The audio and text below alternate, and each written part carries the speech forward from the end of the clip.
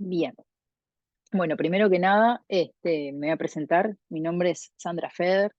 Yo soy biotecnóloga y especialista en genética humana y en los últimos años me he especializado también en la parte de genética forense y obviamente para poder llevar a cabo estudios de este tipo trabajo mucho con todo lo que es biología molecular.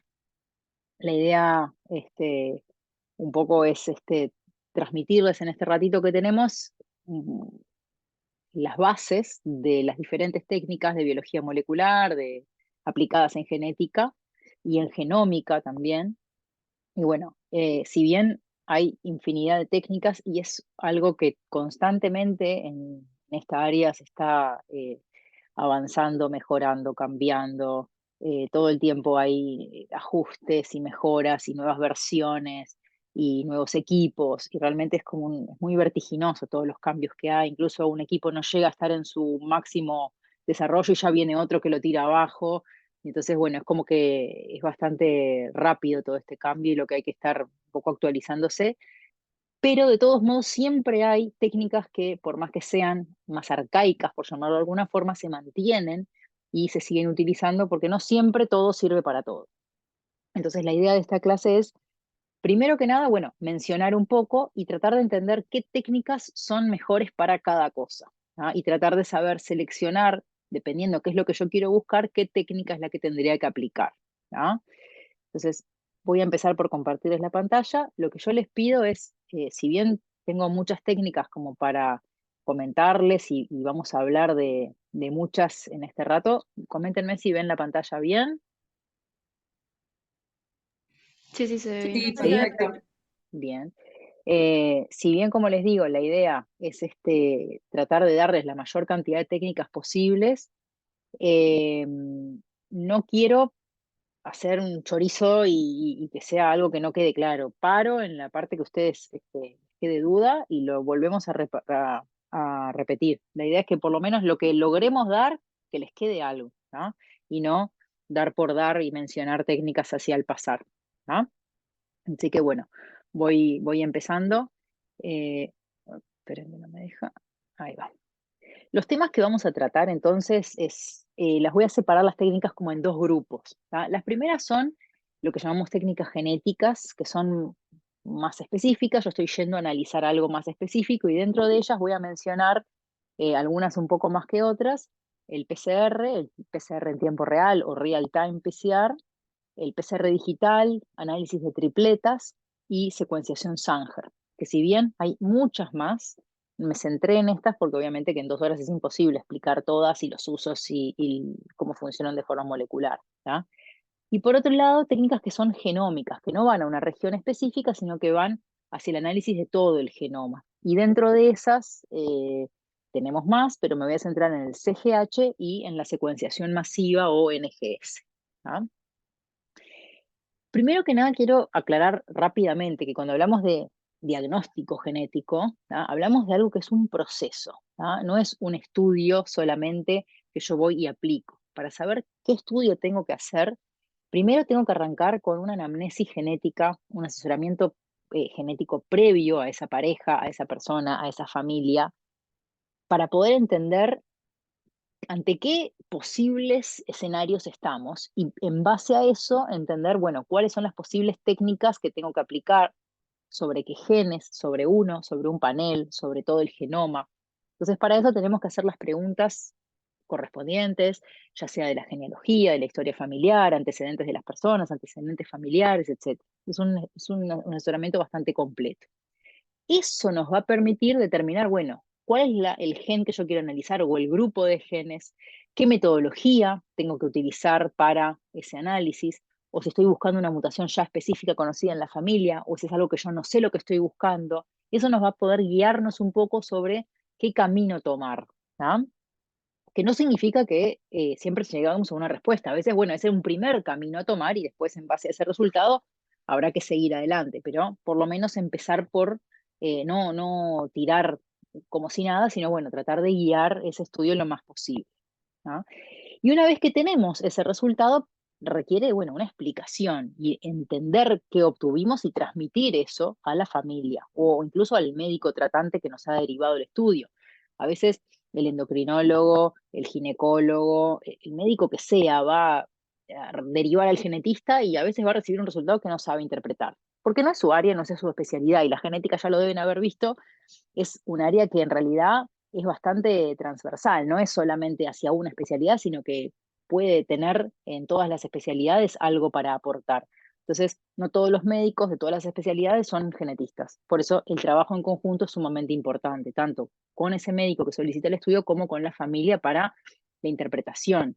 También tenemos que tener en cuenta que un estudio genético que yo le hago a una persona obviamente que nos va a dar información sobre esa persona, pero si eso lo heredó de su padre y por ende sus hermanos también lo pueden tener, sus sobrinos, sus primos, obviamente que no es como hacerme, no sé, una resonancia de mi rodilla en la cual yo voy a ver que tengo o no tengo algo en esa rodilla, sino que acá estoy haciendo un estudio que hace referencia a toda una familia, tal vez, y por ende implica que nosotros podemos tener otras personas a las cuales se puedan beneficiar de este resultado, ¿no? Entonces, en primera instancia, nosotros tratamos de entender y de conocer el mecanismo de cada una de las enfermedades a las cuales nos podemos enfrentar, y eso obviamente es la literatura, es conocer, es saber, bueno, esta enfermedad, este mecanismo la genera, y entonces sabiendo cuál es ese mecanismo que la genera, podemos decir, bueno, ¿qué es lo que vamos a buscar? ¿Qué es lo que está mal que de hecho está provocando esta enfermedad? Y en base a qué es lo que está mal, vamos a decir, bueno, ¿qué método tenemos que utilizar para buscar? Dependiendo de qué es lo que yo esté buscando, voy a determinar qué estudio es el más adecuado.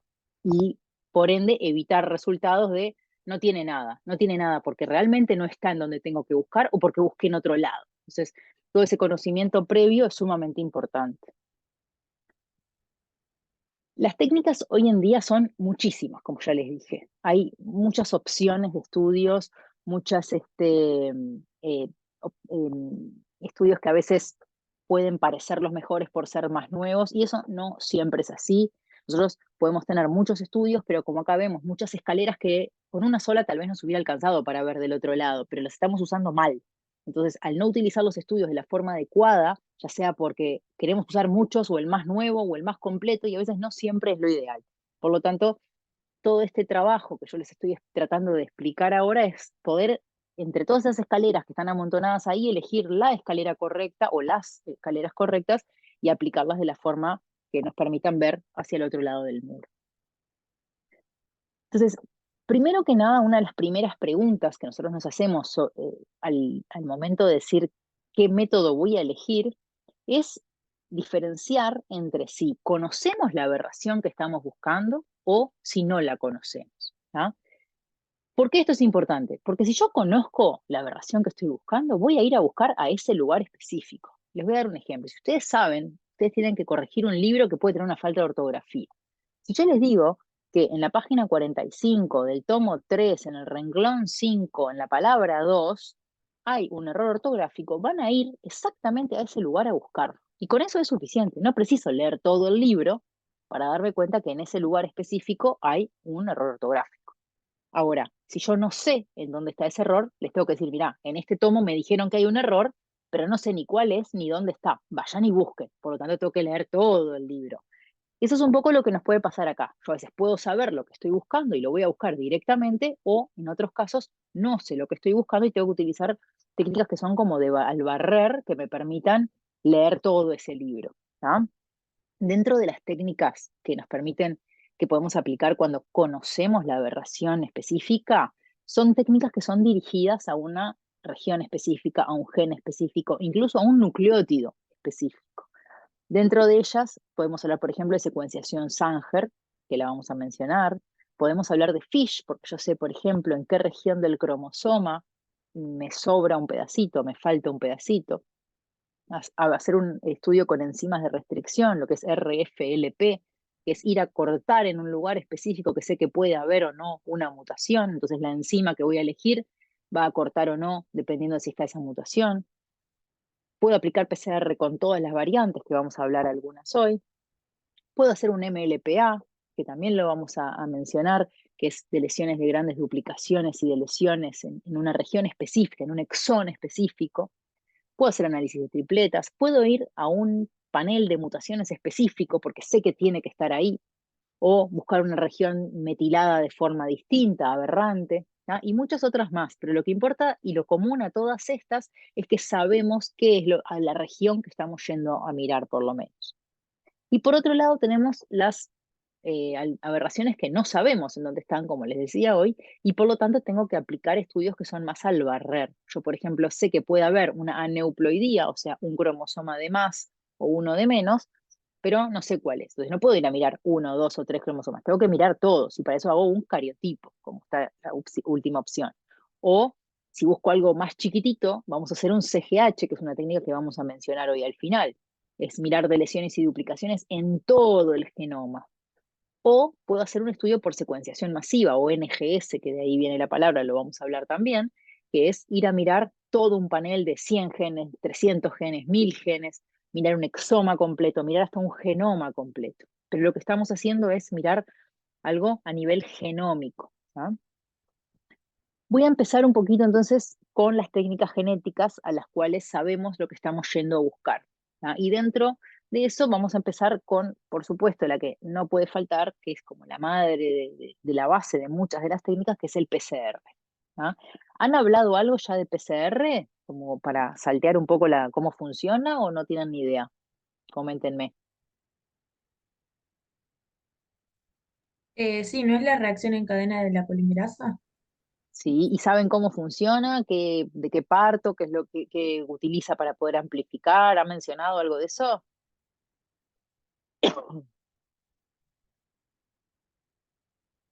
Sí, lo he visto durante la carrera. Ya. Voy a mencionar entonces, por el resto, a ver si no, medio por arriba, pero cualquier duda que algo no les quede claro, me paran y lo profundizo un poquito, ¿tá? Para no Yo repetir no lo lo que tal vez ya sé. aplico, lo vi en otra materia, pero la verdad que no lo aplico, no recuerdo bien Ok, el proceso. bueno, está. Sí, o Voy a, sea, nosotros díganme. creo que en primera hacemos, ¿no?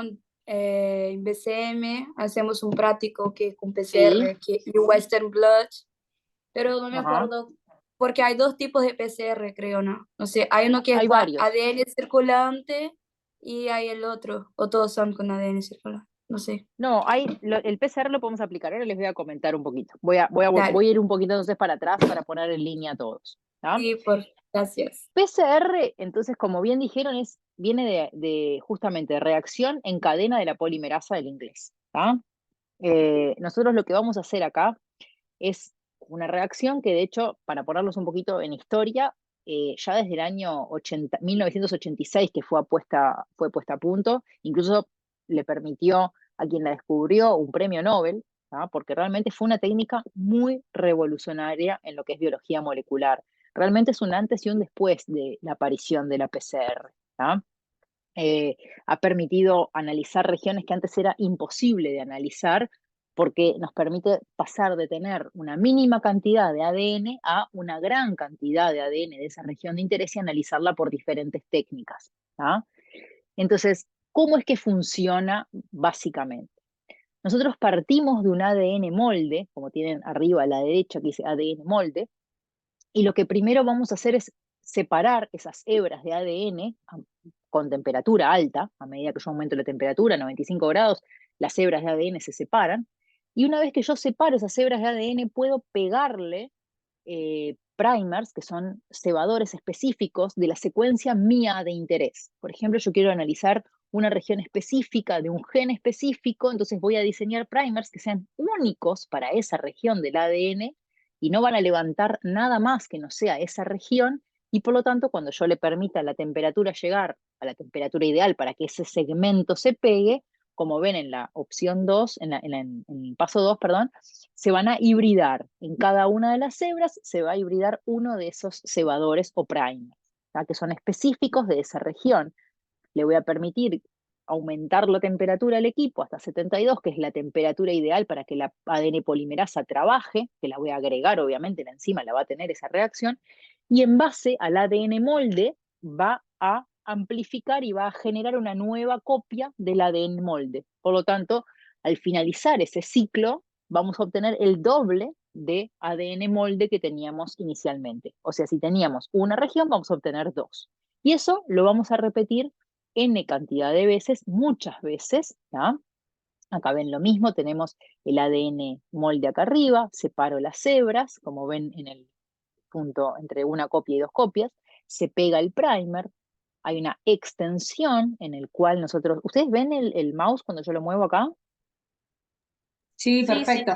Está. Sí, Bien, este primer acá se va a pegar, la ADN polimerasa, en base a este template o a este ADN molde, va a agregar los nucleótidos complementarios y una vez que termina de agregarlos, vamos a obtener el doble de esa región, de ese pedacito de ADN. Y eso lo vamos a repetir n cantidad de veces, las que yo quiera, 28, 30, 40, según la cantidad de ADN final que yo quiera obtener.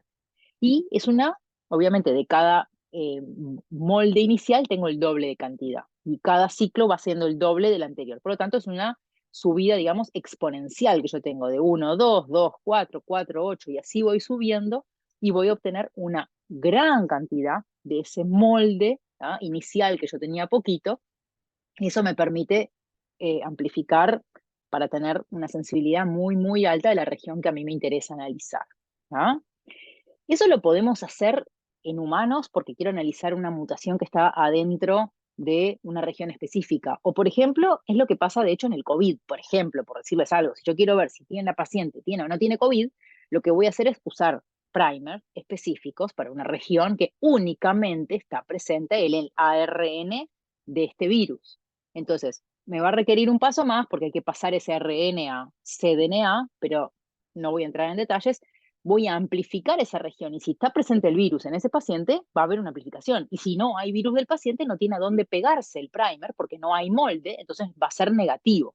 Sería lo que yo puedo ver acá en este gel, una vez que termino la reacción y lo corro en un gel para visualizar ese producto, una electroforesis, que es de hecho lo que ustedes deben haber hecho. Yo acá tengo un marcador de peso molecular y acá, por ejemplo, tengo una región que sí amplificó y en este paciente también amplificó y en este no. Entonces, si esto fuese COVID, yo digo, este paciente tiene COVID, este no tiene, este tiene, este tiene, este no tiene, y así. Esto es presencia, ausencia, ¿no? ¿Tengo amplificación o no tengo amplificación? Entonces, muchas veces se usa muchísimo para ensayos, por ejemplo, de infecciones virales o no solo virales, ¿no? Puede ser de cualquier tipo de patógeno que yo quiera ver si está presente o no, por ejemplo, ¿no?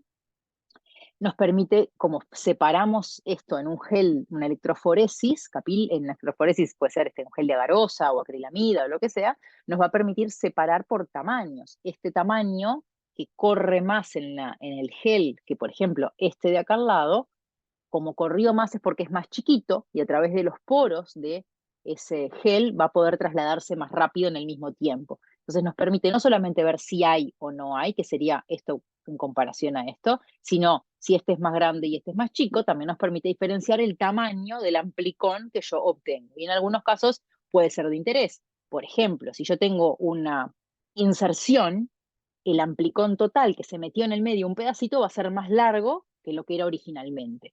Por lo tanto, nos permite diferenciar tamaños de bandas, y eso es directamente proporcional al tamaño del amplicón que yo obtuve. Y también nos permite diferenciar cantidad, si bien no es cuantitativo, porque requerimos o sea, de algo más que nuestro ojo humano y poder verlo de esta manera. Claramente esta banda es mucho más chiquita que esta, por lo tanto acá hay menos cantidad inicial que en esta o que en esta, que son bandas más intensas y más grandes, ¿tá? En cuanto a intensidad, no a tamaño de más arriba o más abajo en el gel. ¿Queda claro hasta acá? ¿Alguna duda? De Bueno, mi parte no. bien. Si alguien tiene una duda, párenme sin ningún tipo de vergüenza. Igual ni los veo, así que no se preocupen. ¿Tá? Sigo adelante. Una mejora que tenemos a esto, para hacerlo un poco más exacto, es trabajar hoy en día con electroforesis capilar y ya no usar un gel de agarosa. Si bien se siguen usando y mucho, pero cuando queremos diferenciar, por ejemplo, entre estas dos bandas, ustedes me dicen, esta corrió más que esta, y yo casi que las veo iguales al ojo, no las puedo diferenciar. Pero si yo veo este pico acá y este pico un poquito más a la derecha, sí que hay una diferencia. Y en muchas oportunidades a mí lo que me interesa es ver, por ejemplo, si tengo, lo vamos a ver ahora en un ejemplo, 3 nucleótidos más porque tengo un repetido más. Y entonces acá no me permite ver 3 pares de bases de diferencia, pero acá un gel de este tipo sí. ¿Cómo hago este gel? Sustituyendo uno de estos primers por un primer fluorescente y utilizándolo en un equipo que detecta, que ahora vamos a ver, es una electroforesis capilar, que detecta justamente fluorescencia y nos va a permitir medirlo de una forma mucho más exacta. ¿Ah? Dentro de esta técnica de PCR básica, que es amplificar con primers, nosotros tenemos una variante que surge un tiempo después y se empieza a hacer ya en el 2000 bastante frecuente de usar y al alcance de los laboratorios, que es lo que es la PCR en tiempo real. ¿Tá? La gran ventaja que nos permite tener el PCR en tiempo real es que nos permite mejorar mucho nuestra resolución, nuestra capacidad de detección y todo lo que implica no tener que hacer geles posteriores, entonces también todo lo que es contaminación lo mejora mucho, ¿tá? Sensibilidad y varias cosas más que ahora vamos a ver. ¿Tá? Dentro de estos, voy a empezar a mencionarles un poquito de estos tres dentro de las variantes de la PCR estándar, que fue la que les mostré recién, ¿tá? Para que tengan una idea. PCR en tiempo real, este es un resultado típico de PCR en tiempo real. Ya no tenemos bandas y un gel, sino que vemos en una pantalla de una computadora una curva de amplificación versus una curva que no tiene ningún tipo de amplificación. ¿Tá? Esta curva puede ser más alta, puede ser una subida más logarítmica o menos, pero eso ya es una interpretación. Pero este es el típico resultado de una PCR en tiempo real. ¿Tá?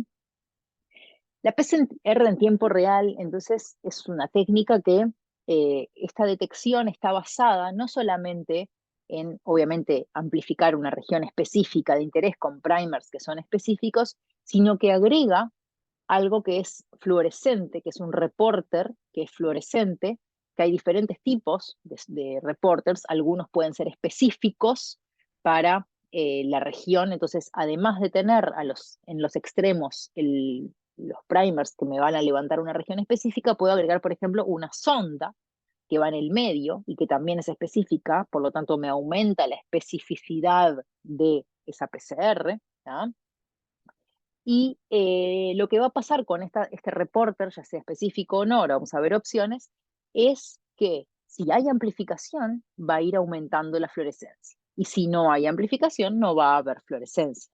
Y esto lo voy detectando en tiempo real. De ahí viene el nombre. Porque a medida que transcurre cada ciclo, el equipo, el real time y nuestra computadora nos van a permitir ir detectando ese aumento de fluorescencia gradual en cada uno de los ciclos, como se ve acá abajo. ¿Ven?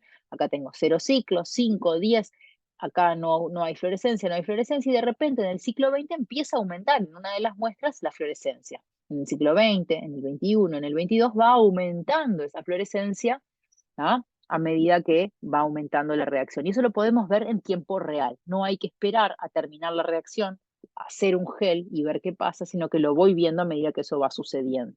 ¿tá? Eh, la, la, la idea de esto es que nos va a permitir, obviamente, detectar si están o no presentes ciertos ácidos nucleicos, pero también nos va a permitir cuantificar ácidos nucleicos, ¿no? Porque podemos usar una curva estándar, que ahora les voy a mostrar un ejemplo, para decir, bueno, si esta fluorescencia es porque tengo tanta cantidad de ADN y mi muestra tiene la misma fluorescencia, entonces puedo cuantificar. Ahora vamos a mostrarlo. Puedo usarlo para identificar mutaciones puntuales. Por ejemplo, mi primer o mi sonda se une, dependiendo de si está presente o no. La diseñé tan bien que un cambio en un solo nucleótido va a hacer la diferencia entre que haya amplificación o no la haya. Me va a permitir ver, por ejemplo, expresión génica o diferenciar alelos, varias opciones de cosas que yo puedo utilizar, diagnosticar o determinar con una PCR en tiempo real.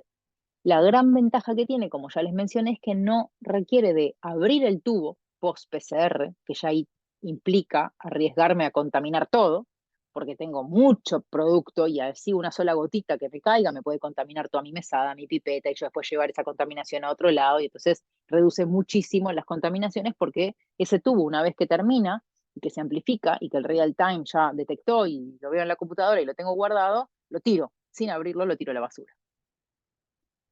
Entonces, la diferencia que nosotros tenemos en el real time con el PCR en tiempo final radica en que nosotros en tiempo final lo que hacemos es amplificamos todo y al final sacamos el producto y lo corremos en un gel, ¿no?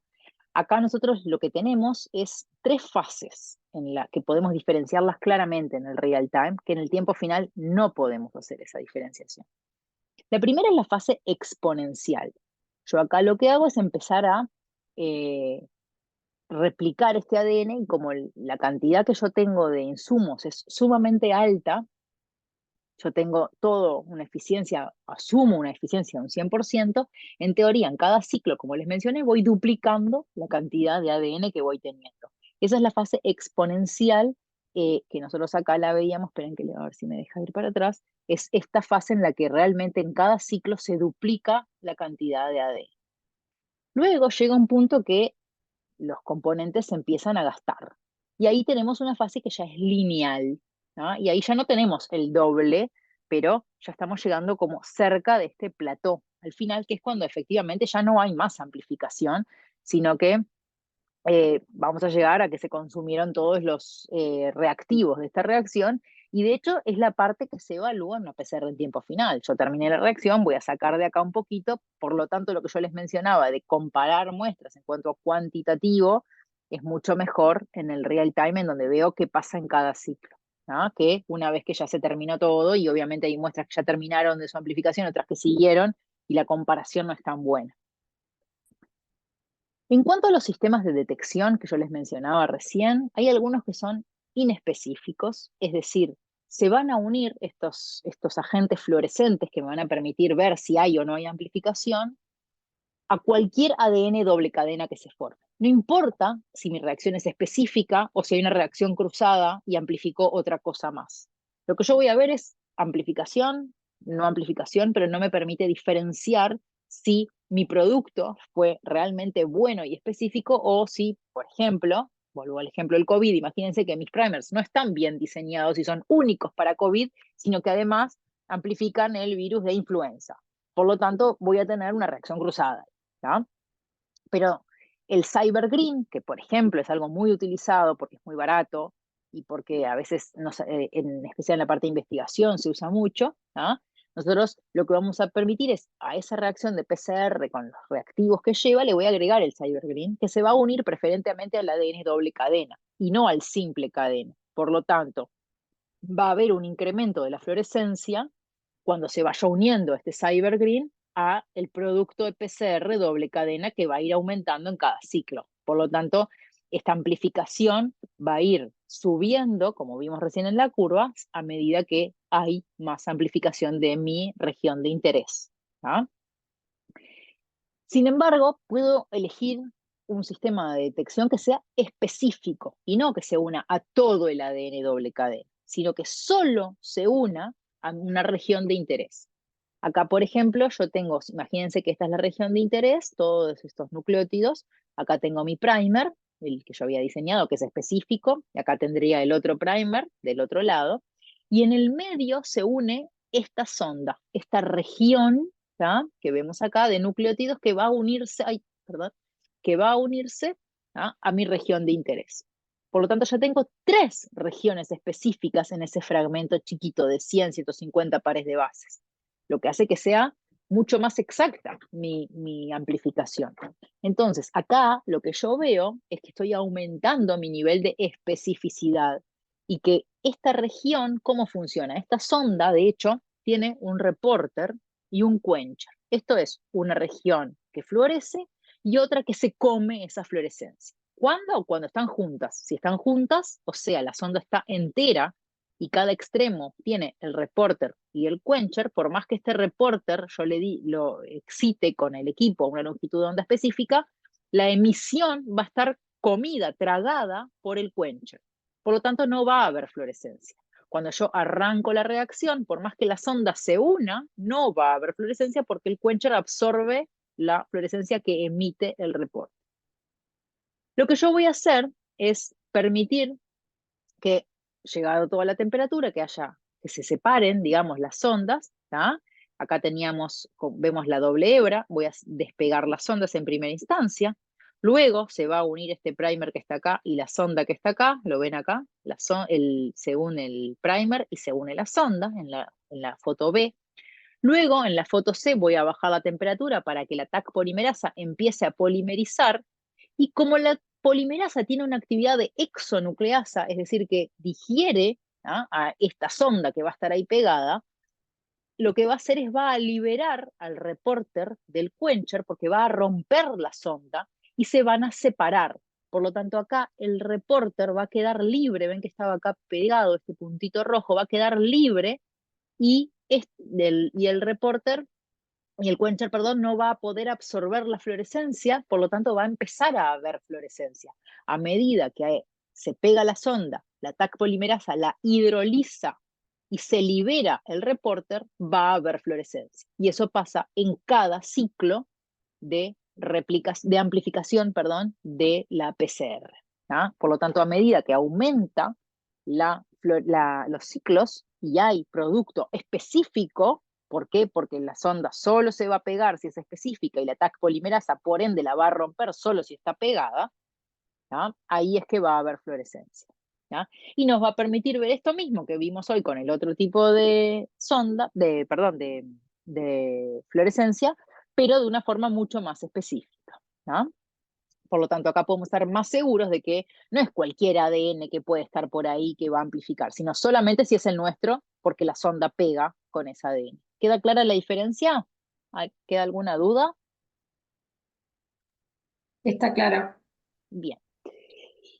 Esto me permite, por ende, también poder, por ejemplo, determinar si una base es una G o una A, porque hago una sonda tan bien diseñada que solo se pegue a la G, y por ende solo se va a pegar y va a ser hidrolizada si hay una G en mi template o en mi target, digamos, en mi región de interés. Si tengo la sonda, no se va a pegar, porque está diseñada en un lugar tan específico ese cambio. En mi sonda yo la diseñé de forma tan específica que no va a pegar y por ende no va a haber amplificación, y eso me permite determinar las diferencias estas en las curvas, si está presente o no está presente cierta sonda. O incluso, que esta imagen hace referencia a otro tipo de sondas específicas que permiten utilizar, y no voy a entrar en detalle porque es demasiado detalle, curvas de melting que nos van a diferenciar según la temperatura a la cual el 50% de la sonda está pegada, y va a generar una diferencia que haya una letra o haya otra. Pero lo que voy es que con tipo de sondas que son específicas podemos determinar, por ejemplo, diferencias de un solo nucleótido. Lo otro que les mencionaba es la cuantificación. Si yo corro, pónganle que mi muestra es esta rosada de acá, ¿ok? Y estas tres y esta es una curva estándar. Y acá tengo otras, o sea, acá supónganse que 5 o 6 curvas de estas, cualesquiera, en realidad más fácil, son una curva estándar. ¿Qué significa? Que yo sé cuánta carga viral, por ejemplo, tiene de HIV, por decirles así. Entonces, acá tengo 1 millón de copias de HIV, acá tengo 100 millones, acá tengo 10 millones, acá tengo 1 millón, y así voy bajando, y a medida que requiero más ciclos dentro de la PCR, es porque inicio de una carga menor. Yo conozco todo esto y después corro a mi muestra intercalada con todas esas y veo dónde cae. ¿Dónde cae? Y bueno, cae después de la de, pónganle, 10.000 copias, Entonces yo digo, está entre 10.000, y supónganse que esta es 1.000, entre 10.000 y 1.000. ¿Cuánto? Y bueno, me va a hacer el cálculo específico según la línea de corte, con un threshold que yo le ponga, pero lo que voy a hacer es eh, a una curva estándar que yo voy a armar con todos mis puntos conocidos, voy a intrapolar el valor del CT, que es el número de corte con el threshold, y voy a poder determinar cuál es la carga viral de mi muestra sospecha, de mi muestra de estudio, digamos. Podemos hacer cuantificaciones absolutas, relativas, no voy a entrar en resumen, en detalle, pero claramente el tener esta exactitud y que sea un equipo el que está midiendo y no mi ojo humano que está diciendo este es más intenso que el otro, nos permite poder determinar, cuantificar de una forma mucho más exacta. Acá es lo que vemos lo mismo, tenemos la curva estándar, que son todos los puntos rojos, y mi muestra es la que cae en este punto azul. Por lo tanto, ¿cómo llegué? Porque bueno, le llevó 26 ciclos cortar el trecho. Perfecto, cae acá. ¿Cuánto es? Y son entre 10.000 y 100.000 copias. Pónganle que da 25, no sé. Eso el equipo nos hace el cálculo exacto. ¿Queda claro la parte de cuantificación? Sí, Bueno, sí. sigo. Sí.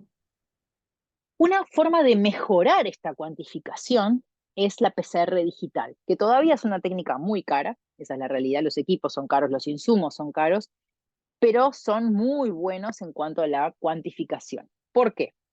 Porque si yo tengo esto que tengo acá, ¿no? Imagínense, acá tengo, no sé, 500 copias. Si yo tengo una copia, una solita, ¿no? Es muy difícil porque va a ser un valor muy bajo. Tiene que competir esa copia positiva con millones de negativas. Entonces, la pelea, digamos, es muy difícil que logre amplificar, y de hecho, la PCR en tiempo real, en realidad lo negativo es por debajo del límite de detección. Yo tengo que determinar, bueno, cuánto es el mínimo de copias. Por ejemplo, 20 copias por microlitro es lo mínimo que detecto. Obviamente los kits están puestos a punto y en el laboratorio hay que saberlo eso, pero hay un mínimo. En diferencia de eso, en la PCR en PCR digital, lo que hace es, en vez de meter todo este líquido junto en la reacción, que es lo que pasa, hay una parte del equipo que lo que hace es fragmentar cada gota en millones de gotas, de subgotas. Por lo tanto, estadísticamente, dentro de cada partición, dentro de cada gotita, ¿tá? De esa partición que nos queda, puede o no haber a lo sumo una molécula. Es o sí o no, blanco o negro, hay o no hay. Estadísticamente se divide de esa manera, no voy a entrar en los detalles, pero es así. Entonces, cuando yo soy una y compito con nada, tengo mucho más probabilidad de que efectivamente si estoy, se me detecte. Entonces, al mirar cada gota por separado, cuantifico, por ejemplo, rojo significa que sí, negro que no, es 1 o 0, y entonces me permite cuantificar de forma absoluta y con una sensibilidad muchísimo mayor que si yo tuviera solamente, por ejemplo, 5 moléculas dentro de todo este mililitro. En vez de tener todo este mililitro, yo divido este mililitro en millones de subpocillos chiquititos, ¿ah? Y entonces en cada uno de estos pocillitos tengo o 1 o 0. Y como voy a mirar cada uno por separado, voy a poder detectar esas 5 con mucho mayor exactitud que si mirara todo el líquido entero. ¿Ah? Imagínense que ustedes tienen que atender, no sé, dan clase y tienen 1000 alumnos o tienen una clase de 5. Claramente, si yo tengo un profesor particular para 5 o tengo uno para 300, la atención que le puedo dar y que se me pierdan cosas va a ser mucho más fácil con los 300. Así de simple. ¿Ah? Así Esto que se utiliza, sí, perdón, en ese PCR digital no importa el tamaño de la muestra que tenga, así de pequeña que sea, igual lo siempre, detectaría. sí, la sensibilidad, acá vamos a detectar hasta una copia, ¿no? No, y la cuantificación es absoluta, no es en base a una curva estándar. Yo no preciso intrapolar mi valor y ahí también genero cierto error, ¿ah? Sino que yo Está tengo o no tengo. Entonces, la sensibilidad es mucho mayor primero y además es una cuantificación absoluta. Son dos grandes perfecto, mejoras. está. ¿Cuándo es importante esto? Si yo estoy viendo una carga de COVID, si yo tengo una copia o 2 copias, no me cambia mucho. Pero si estoy, por ejemplo, hablando de una persona que se hizo un trasplante de médula, ¿tá? Y tengo a la persona, por ejemplo, acá, pretransplante, estos son lo rojo y amarillo, es amplificación de PCR digital como controles que siempre tienen que estar, ¿ok? Esta es la muestra tumoral. Imagínense, yo le hago acá un trasplante y después hago quimio, etcétera, y voy a hacerle un trasplante con nuevas células. Acá hago pretrasplante, veo que tengo un montón de células tumorales, ¿ok? Hago el trasplante, o sea, hago la quimio y hago un trasplante y veo que de esta población no hay prácticamente células, ¿la ven? Lo azul se fue. Sin embargo, acá en una etapa posterior, ¿ah? A varios días diferido del trasplante, ya veo que empieza a aumentar, ¿ah? Un poco esta población. Y acá ya sigue aumentando mucho más. La importancia de esto, por ejemplo, en lo que se llama enfermedad mínima residual, ¿ah? Es sumamente importante la detección muy temprana, porque yo puedo atacar de vuelta y volver a trabajar, ¿ah? Sobre este problema cuando tengo muy pocas células cancerígenas que están volviendo y no cuando tenemos una población tan grande, que eso ya lo detectaría por cualquier técnica. La gran ventaja de estos estudios es poder detectarlo cuando es sumamente baja y poder volver a actuar. ¿Ah? Eso es un gran uso que se le da al PCR digital, por ejemplo. ¿Ah? ¿Hasta acá queda claro? ¿Sí? Sí, sí. Bien. Lo que les voy a comentar ahora son los estudios para analizar tripletas. ¿Tá? Tripletas son regiones del ADN, ¿tá? Capaz que ya lo han mencionado, pero lo repito nuevamente por las dudas, y si no, lo van a aprender. Son regiones pequeños, de 2 a 6 nucleótidos más o menos, que están repetidos en tándem, o sea, una vez atrás del otro, como esta bicicleta que tenemos acá abajo. Una vez detrás del otro, la misma región se repite. Por ejemplo, acá lo que vemos en eh, este primer fragmento, ¿tá? En esta región, vemos que la región repetida es CCAT. ¿Cuántas? Y bueno, 3 veces acá, 4 veces acá, 5 acá, 7 acá, y son todos normales, ¿tá? No hay una patología. Esa región se repite diferente cantidad de veces. Eso es un polimorfismo. O sea, todos nosotros podemos tener diferentes cantidades de repetidos en regiones que son no codificantes, por ejemplo, y una cualidad que tiene es que las regiones flanqueantes a esa región de repetidos, que es variable en cantidad, que es lo que tenemos a los costados, en este caso de lo rojo, son regiones fijas. Si ven, esta y todas las de abajo son iguales. ¿Por qué son de interés? Porque a estas regiones voy a diseñar yo los primers. ¿Ah? Entonces, esos short tandem repeats o repetidos en tándem cortos, ¿tá? Están en todos los cromosomas y ya los conocemos y hay bibliografía y es sumamente detallado en dónde están ubicados. Cada cromosoma tiene muchos y son muy útiles para muchos estudios, ya sea de, por ejemplo, filiación, forense, identificación humana, ¿tá? Pero además también para hacer estudios de, por ejemplo, de cuando no conocemos el gen que queremos analizar y vamos a ver si el cromosoma que está pasando es el mismo. Entonces, conocer esas regiones es sumamente importante. ¿Cómo funciona esto en molecular? Yo tengo 2 cromosomas, sí, salvo que tenga síndrome de Down o me falte alguna cosa o me sobre algo, a priori somos diploides, tenemos 2 cromosomas, por lo tanto puedo tener 2 alelos con diferente cantidad de repetidos, ¿no? Ejemplo, en uno tengo 4 repetidos, en el otro tengo 6 repetidos. Uno es de origen materno y el otro de origen paterno. ¿Ah? Hasta acá, nada, no descubrí la pólvora. ¿Esto qué voy a hacer? Lo que voy a hacer es hacerle una PCR. ¿Con qué? Con primers que están diseñados a los costados, hacia afuera de la región variable. Que la región variable es la cantidad de veces que se repite ese fragmento. Mis primers van acá y acá. No importa qué cantidad de repetidos tenga, los primers siempre van a estar por fuera. ¿Ah? Por lo tanto, una vez que yo haga esa PCR, voy a obtener amplicones de diferentes tamaños. ¿Ah? Y eso está bien, porque tengo 2 alelos, cada uno tiene una cantidad diferente de repetidos. En este caso, este es el tamaño que representa a 4 repetidos y este es el tamaño que representa 6 repetidos. ¿Ah? Lo que voy a agregarle a esto es que uno de estos primers va a ser fluorescente. Y acá voy a reenganchar con algo que les hablaba hoy de la electroforesis capilar. ¿Ah? Este primer fluorescente se va a unir y va a amplificar igual, y luego de la cantidad de ciclos voy a tener esa cantidad de primer, obviamente, marcado, ¿tá? De forma fluorescente en cada uno de los productos, independientemente de la cantidad de repetidos que tenga dentro, ¿tá? Porque se va a unir a todos. Esto nos va a permitir hacer una secuenciación capilar, que para eso tenemos este tipo de equipos, secuenciadores capilares, que lo que hacen es por un tubo sumamente finito y largo, pasar a todos mis productos de PCR, en paralelo a un peso molecular. El peso molecular son tamaños conocidos que pasan en un momento específico, ¿no? Por ejemplo, pasa ahora mi tamaño 50 pares de bases, un segundo después pasa el de 70 pares de bases y así va pasando por el capilar el tamaño conocido. Y al lado va pasando también mi fragmento. Por lo tanto, cuando es detectado, siempre es iluminado por el láser y hay un detector. Cuando detecta que pasó un fragmento, dice, bueno, es tal color y en tal momento. Y en ese mismo momento pasó el fragmento de 100 pares de bases del peso molecular. Por lo tanto, le asigna un tamaño de 100. ¿Tá? Yo lo que hago es pasar muchos fragmentos, como ven acá abajo, por esa electroforesis capilar, con diferentes colores, con diferentes tamaños, y me los va a identificar cada uno de ellos. Esa separación se hace por la relación masa-carga, eso va a depender del tamaño del amplicón. A mayor tamaño va a ir más lento, igual que en un gel de agarosa o de acrilamida, y cuanto más chiquito va a correr más rápido. ¿No?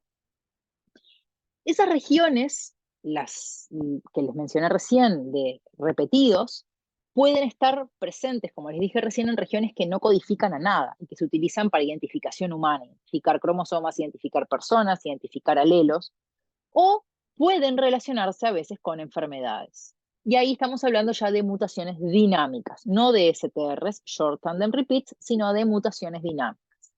Las mutaciones dinámicas son regiones, de hecho, del genoma que tienen esas repeticiones en tándem, pero que muchas veces, a partir de cierto número de repetidos, ya deja de ser normal y hay una patología. ¿Ah? Los short tandem repeats, a diferencia de eso, conocemos, tienen 7, 10, 12, 15, 20, 25 repetidos y está. Pero acá podemos llegar a tener 50, 200, 500 repetidos. Y ahí es cuando se va a ver alterada la función, por ejemplo, del gen en el cual están ubicados. ¿Ah? Pueden estar ubicados en un intrón y afectar como el splicing de esa región, pueden estar en un exón y por ende va a afectar obviamente la función de esa región de la proteína, en una región reguladora, en diferentes lugares y claramente nos va a asociarse ahí sí a algún tipo de patología, ¿no? El método de detección es el mismo, no importa si es para una región que codifica para algo o no, porque lo que queremos ver es la cantidad de repetidos, es contar repetidos, ¿no? Cuando hablamos de PCRs muy grandes, ¿no? No nos alcanza la PCR. Yo tengo 200 repetidos, o 300 repetidos, 500 repetidos, a eso por 4 o 5 pares de bases, más las regiones flanqueantes, estamos hablando de una PCR que no tiene potencia, digamos, para amplificar una región tan grande, y hay que hacer una mejora a esta PCR, y ahí surge la TP-PCR, ¿no? El TP-PCR, que es lo que ustedes ven acá, es cuando tenemos toda esta región de repetidos más las regiones flanqueantes y es muy largo.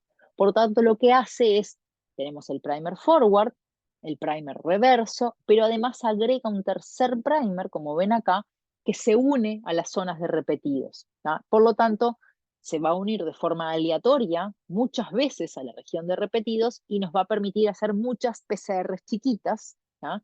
Y una mezcla de productos que al correrlo por electroforesis capilar nos van a poder determinar si efectivamente hay alelos expandidos, lo que se llama cuando hay muchos repetidos, o si tenemos dos alelos, no sé, con 20 y 25 repetidos, por ejemplo, o si tenemos uno de 20 y otro de 300, ¿tá? Que por PCR normal no lo veríamos. Por lo tanto, es una mejora que nos permite detectar repetidos cuando tenemos un número muy elevado, ¿tá? De estas repeticiones en tándem que llegan a ser patológicas, ¿tá? Acá, por ejemplo, vemos un resultado de una TP-PCR para la enfermedad de Huntington, en el cual nosotros, si tenemos entre 6 y 26 repeticiones, son alelos normales que no generan enfermedad. Ya a partir de los 27 hasta los 35 se consideran alelos inestables, que en las próximas divisiones puede aumentar ese repetido. Y los alelos asociados efectivamente a la enfermedad de Huntington tienen más de 36 repeticiones, ¿no? A partir de ahí para arriba son patológicos, por lo tanto, si yo miro que acá tengo 17 repetidos y otro de 43, claramente este paciente tiene un alelo, que da acá como ese escalerito, porque eran como muchos PCR juntos, ¿no? Nos va a permitir detectar que este paciente tiene un alelo mutado, ¿no? Este otro con 41 y este con 26 y 19. Por lo tanto, están dentro de los alelos normales, ¿no? Esto es una mejora de la PCR para amplificar regiones con muchos repetidos. ¿Hasta acá alguna duda? No. Bueno, seguimos entonces un poquito más con secuenciación Sanger.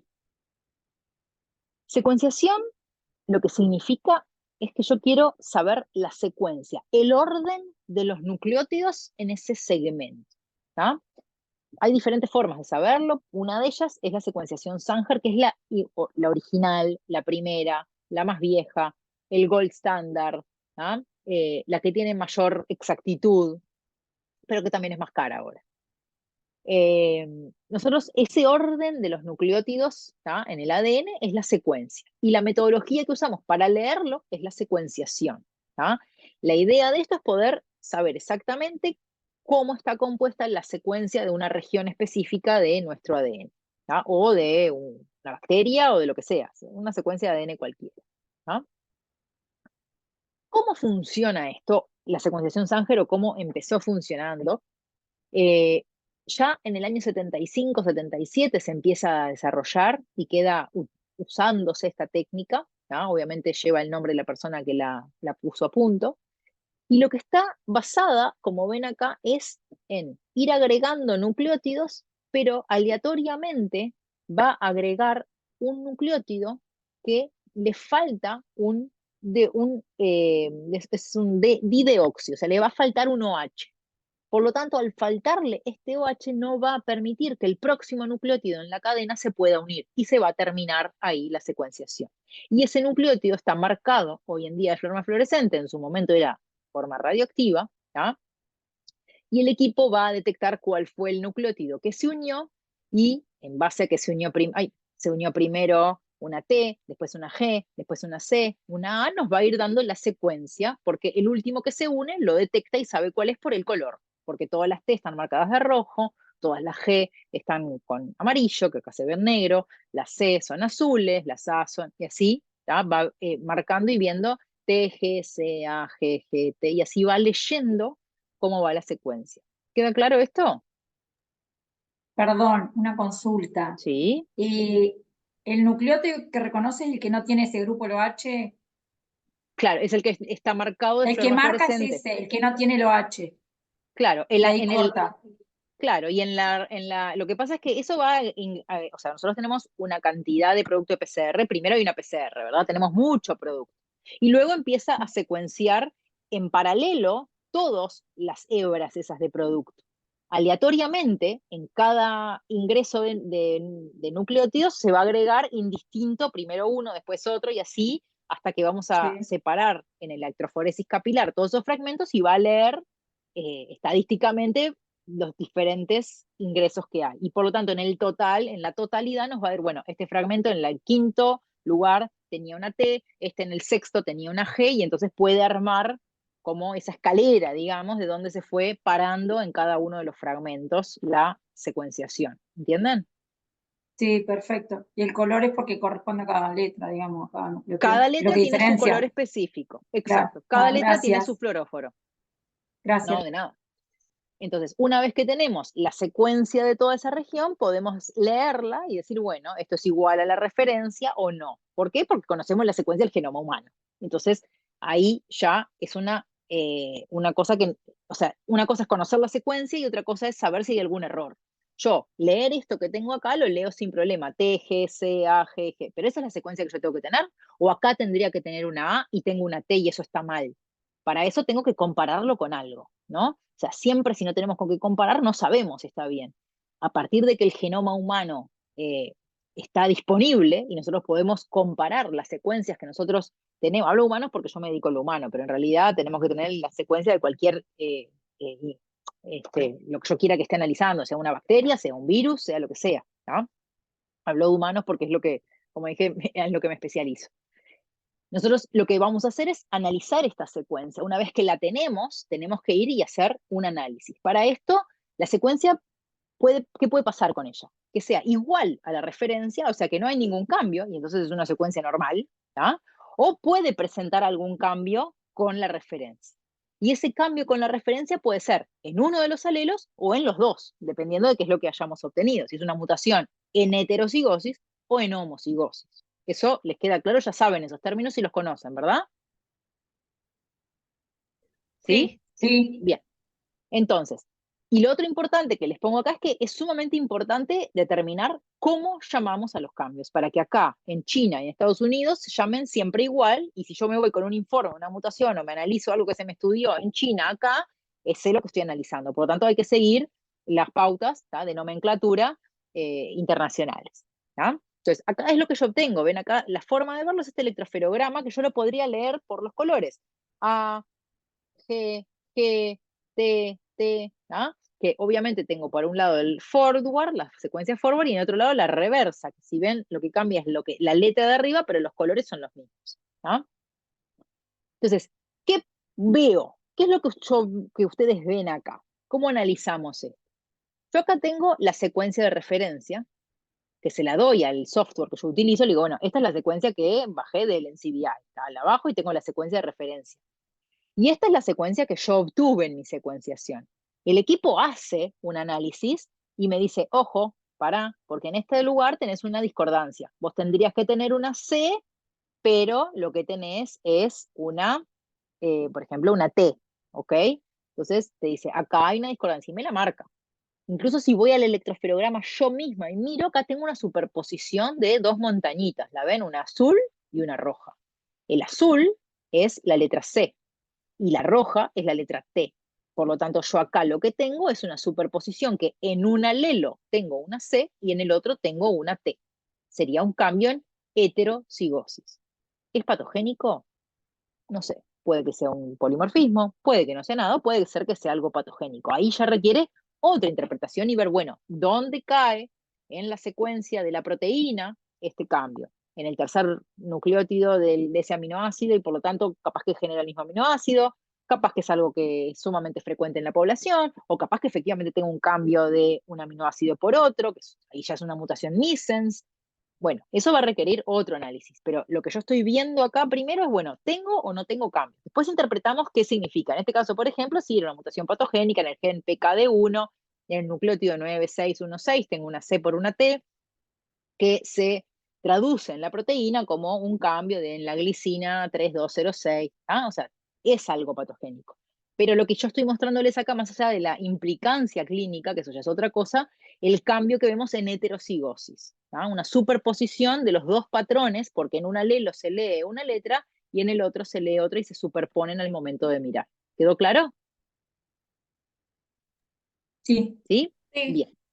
Ahora, ¿qué pasa si yo el cambio lo tengo en los dos alelos? Lo que voy a ver es esto. Contra la referencia, que tendría que tener una G, me marca que tengo una A. ¿Por qué me lo marca? Porque yo le estoy diciendo al software, ojo, mi secuencia de referencia es la de arriba. Todo lo que veas diferente a ello, márcamelo. Y acá me lo está marcando. Pero si yo miro el electroferograma así rapidito, no veo nada. No veo que acá tendría que ser una letra que no es. ¿Entienden? Acá no yo tengo una A, pero no veo, no hay una superposición. Esto es el ruido, lo que ven acá abajo es ruido, no le hagan caso. ¿Ok? Yo acá veo preciosa una A, no veo que tiene que haber una G como era originalmente. ¿Por qué? Porque en las dos secuencias está leyendo A. Entonces no me va a marcar la superposición de dos nucleótidos, sino que me va a decir, acá es una A homocigota. ¿Esto significa algo o no? Bueno, otra vez lo mismo. Hay que ver si genera un cambio en la proteína o no, y dónde está ubicado, y si es de un aminoácido del mismo tipo o no mismo tipo, qué es lo que me genera. Capaz que me genera un stop codón o lo que fuere. Vamos a ver después la interpretación clínica. Pero acá hay algo en homocigosis. En este caso es un cambio en la posición 1581 del gen APC, a nivel del ADN en la posición 1581, que es una G por una A.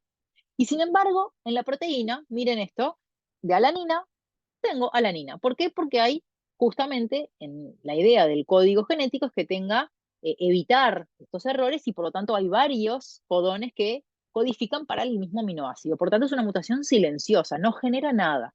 Pero podría haber generado, porque en vez de darme una alanina, podría haber cambiado para otra cosa. Si en vez de cambiarse a una A, se cambiaba para una T, no sé si me daba lo mismo, ¿no? O una C.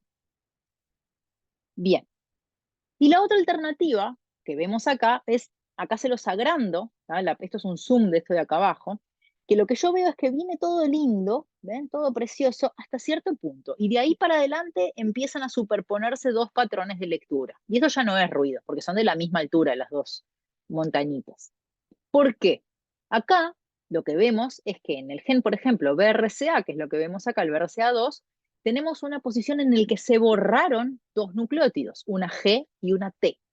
Por lo tanto, uno de los alelos es normal y se lee como tiene que ser, igual que lo que sería la secuencia de referencia que le pongo acá arriba, y en el otro, como faltan dos nucleótidos, se corre y hay un desfasamiento del marco de lectura en ese otro alelo.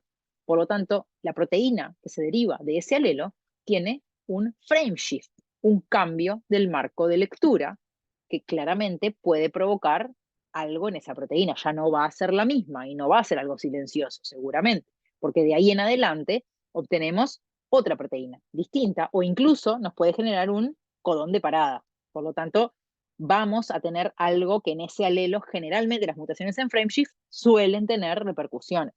Podría ser que no, porque es un lugar muy específico y ya al final y que sea muy poco, podría, pero hay que tener mucho cuidado. Y así es como se ven, ¿tá? Una superposición de dos perfiles desde ese punto en donde pasó este GT que se borró acá en adelante. ¿Tá? ¿Quedó claro esto? Lo mismo si fuera una inserción, perdón, ¿no? Si se me agrega un nucleótido, me vuelve a correr el marco de lectura. ¿Queda claro esto? Profe, ¿puede marcar ahí en la gráfica otra vez acá en los picos cuál es, dónde es que se dan, qué zona? Acá. Ahí. Acá es el primer Está. nucleótido. ¿Ves que acá yo tengo una G, una T, una T, una T, que es la secuencia que estoy leyendo acá arriba, ¿verdad? Esta es la correcta, Sí, ¿está? G, T, T, T. Pero si yo miro, si el G es el negro, esto sería una A. Acá ya tengo un corrimiento, acá hay algo que está desfasado, ¿no? sí, Entonces, de ahí en adelante, la otra lectura es distinta a la que tendría que ser. sí, sí, Por lo sí, ahí tanto, se de corre ahí todo. de ese punto en adelante hay un corrimiento. Gracias. ¿Dónde está la R? Significa que ahí ocurrió la mutación. No, donde la R, Ah, esto es que no lo detecta, no está diciéndote ninguno de los dos, no te puede definir está, ok. cuál es el correcto. ¿Tá? La secuencia wild type es la que ustedes ven acá, y la que se obtiene del mutado es esta de acá. Si ustedes miran hasta este punto, venía todo bien, ¿ven? Y acá Sí. una GT que se va, por lo tanto, sigo leyendo A, T, T, T, C, C, T, C. Ven que lo sigo acá, A, T, T, T, C, C, T, C. Lo que me falta es acá, en el medio, entre esta T y esta A, el GT. ¿Vieron? ¿Lo ven? Sí, sí. ¿Acá Ah, sí. abajo? Se Bien. agregó el GT, pero no se sabe. Ah, sí se N- sabe. Ta. Se Claro. perdió el Sí se GT. sabe, Entendí. y no se agregó, se delecionó en este caso, porque el Sí, wild está. type es el que tiene el GT. Está. Ok. ¿Tá? Gracias. De hecho, en el nombre de la mutación también te lo dice, porque si vos ves te dice el nombre del gen y la posición dice del GT. O sea, en esta posición se borra el GT que tendría que estar. En el Esta es nombre de una la mutación se lo mutación da. de cáncer de mama, ¿no? Breast Sí, cancer. ¿No? sí. Sí. BRCA2 es un gen que generalmente se asocia con cáncer de mama, pero con otras cosas también. Ah, está. ¿Ok? Bien. Gracias. Una cosa importante es que tenemos que entender las limitaciones de la secuenciación. La primera que nada es cuando yo tengo grandes genes, muy grandes, yo tengo 80 exones, hacer esto es un trabajo muy engorroso.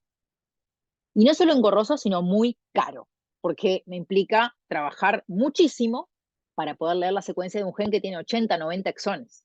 ¿No? Si yo tengo un gen de 4 o 5 exones, es muy simple. ¿No? Otro problema es cuando existe lo que se llama heterogeneidad genética, y eso es una enfermedad que puede ser provocada por muchos genes. Y ahí yo no sé cuál es el que tengo que ir a analizar. Puedo hablarles, no sé, por ejemplo, albinismo tiene por lo menos 5 o 6 genes claramente conocidos. Ya tengo que trabajar con 5 o 6 genes, ya es bastante. Ahora, puedo estar hablando de discapacidad intelectual que hay cientos de genes. ¿Cómo hago por Sanger para analizarlos todos, mirarlos todos por un costo y un tiempo y un precio razonable? ¿No? Es muy difícil. Por otro lado, muchas veces hay enfermedades complejas y multifactoriales, en donde no me alcanza a mirar una serie de genes, sino que pueden haber muchos genes que cada uno influya de otra manera, incluso y el ambiente también. Entonces, el trabajar con Sanger es, otra vez, volvemos a lo mismo, es muy difícil y muy complejo. O si estamos hablando de que quiero identificar nuevos genes, ¿qué voy a secuenciar si no sé lo que estoy buscando? Estoy buscando algo nuevo. Entonces, ¿qué voy a secuenciar? Todo el genoma para ver en dónde puede haber. Si yo no sé lo que estoy buscando, no puedo ir a hacer Sanger. Para esto surge justamente todo lo que es análisis genómico o secuenciación masiva. Entonces, acá, antes de dar este último paso, yo les pregunto, ¿quieren hacer un recreo de unos minutos o prefieren seguir adelante? Depende cómo vayan, díganme ustedes. Yo prefiero seguir, pero no sé el resto. Sí, por mí seguir también. Sí, seguimos. Vamos, tres, Sí, tres, sí. ¿quién da más? Cuatro. Esperen que Seguimos, tengo sí. acá algo que me salió a chatear, a ver si alguien me mandó algo. Como quieran. Bueno, seguimos entonces por ustedes, así no demoramos tanto. ¿No? Cualquier cosa me paran si en un rato los atomizo mucho. ¿No?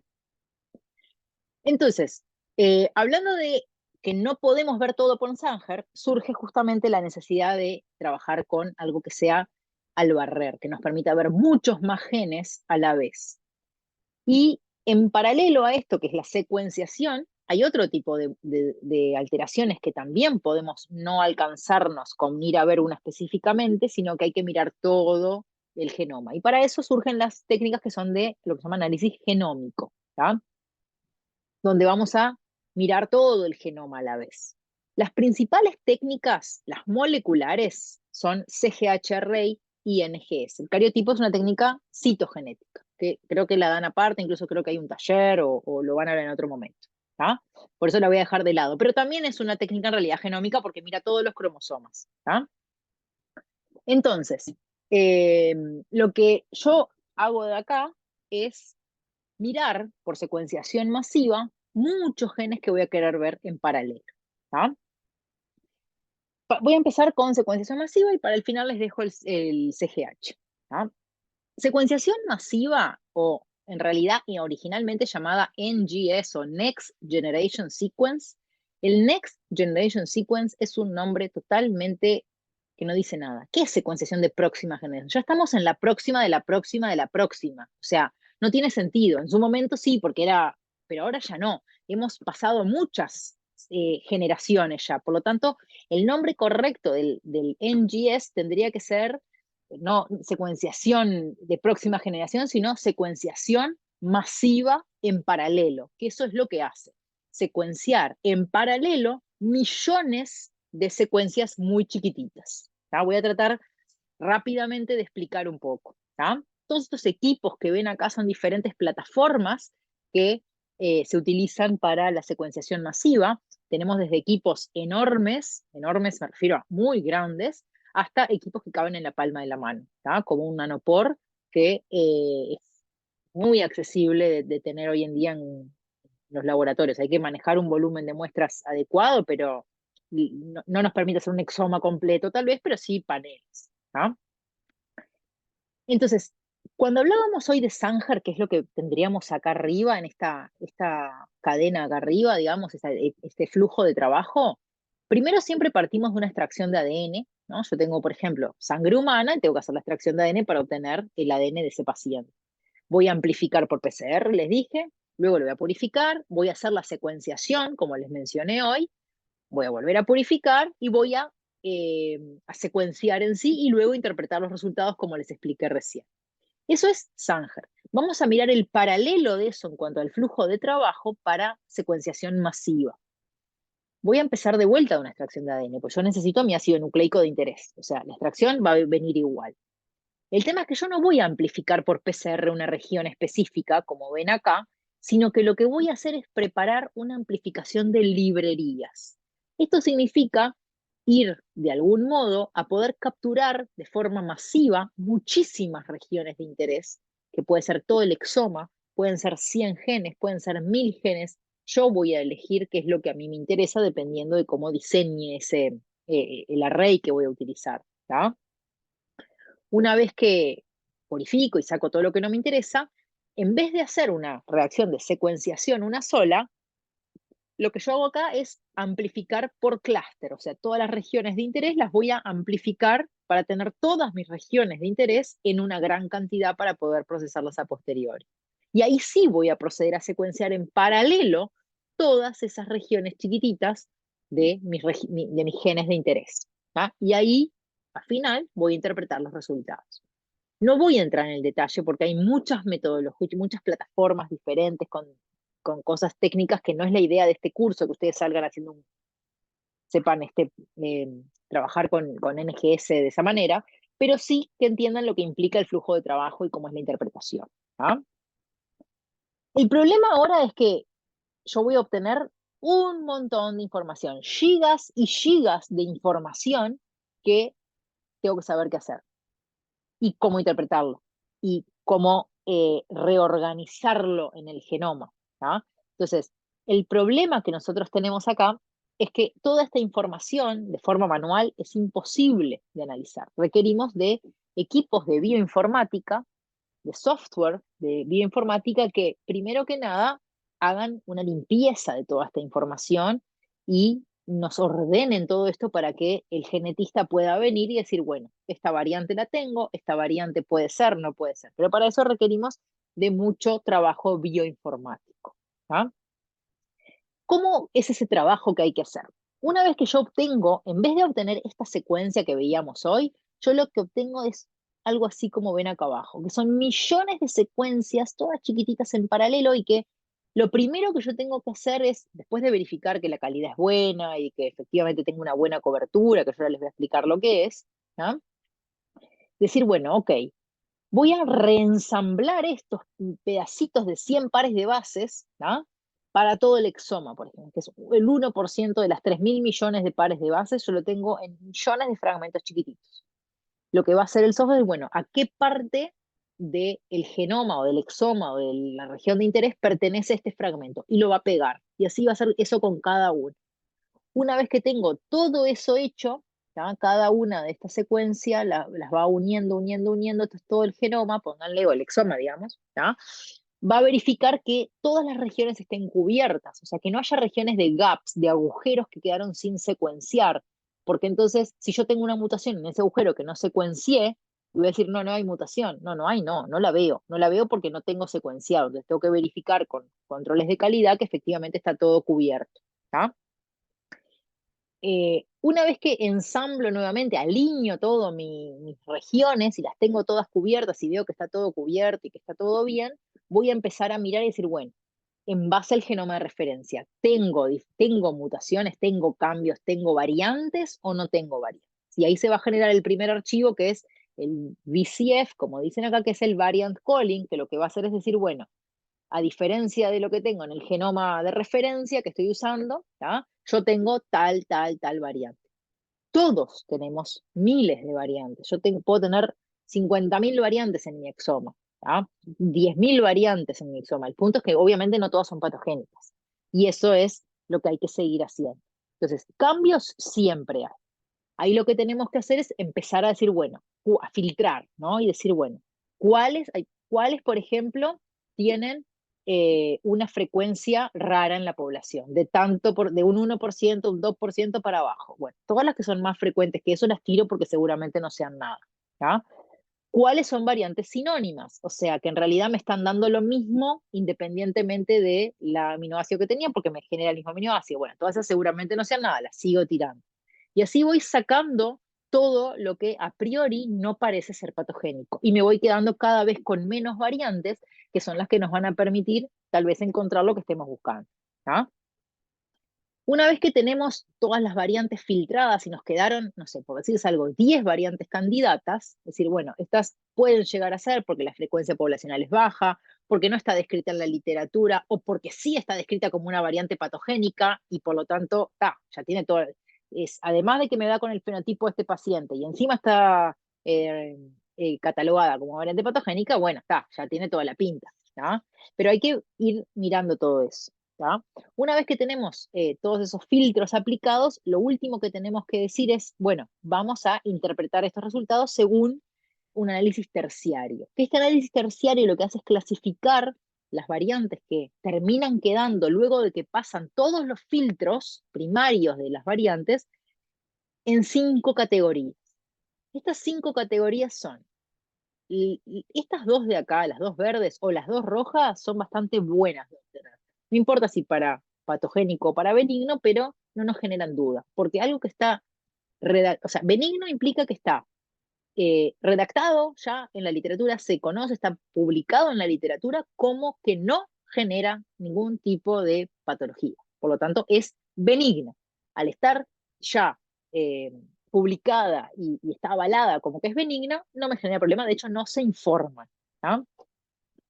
O probablemente benigna, eso es, no está escrita la variante exacta esa, pero sí una igual, o sea, en el mismo codón, en vez de que se genere una alanina, va una, no sé, otra aminoácido y que es del mismo grupo, por lo tanto, seguramente no está escrita, no está descrita, pero es muy similar a las que sí se conocen, ¿tá? O sabemos que en esa zona no, porque las otras no hacen nada, por lo tanto, esta seguramente tampoco, ¿tá? Tampoco se informan.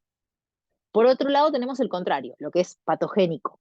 Está descrita en la literatura como patogénica en ese gen que se asocia con ese fenotipo. Un GOL de arco a arco. Ya está. Encontré la variante, perfecto, quedó el diagnóstico cerrado.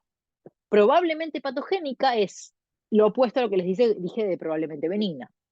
No está descrita exactamente igual, pero sí una mutación muy similar, o en el mismo codón, o que genera un stop codón al inicio de la proteína. O sea, tiene toda la pinta, ¿no?, de que pueda ser, porque hay algo descrito muy similar en la literatura, ¿no? Para eso, el software que nosotros utilizamos también generalmente utilizan inteligencia artificial y learning machine para tratar de leer papers y sacar esa información que está subida en bases de datos y en papers para poder catalogar estas variantes de esta forma. Y obviamente no todo es color de rosa y existen las variantes de significado clínico incierto, que eso es, ni son benignas, ni son patogénicas, ni hay descrito nada, no hay suficiente información, no está descrito, o hay una información que dice una cosa y otra que dice otra, y los predictores bioinformáticos, según el lugar en donde cae, unos la catalogan como probablemente patogénica y otras como probablemente benigna, y entonces no sabemos qué hacer, ¿no? O, mentira, no sabemos qué hacer, no sabemos si puede ser o no la variante. Entonces, ahí sí hay que informarlas porque puede llegar a ser, pero no estamos seguros, pero tampoco puedo no informarla para que no se haga más nada. Por lo tanto, la forma de proceder generalmente con este tipo de variantes, ¿saben cómo es? ¿Han hablado algo de esto? No, por lo menos no. Bueno, si yo les No digo sé el que resto, si lo vio. alguien que lo haya visto,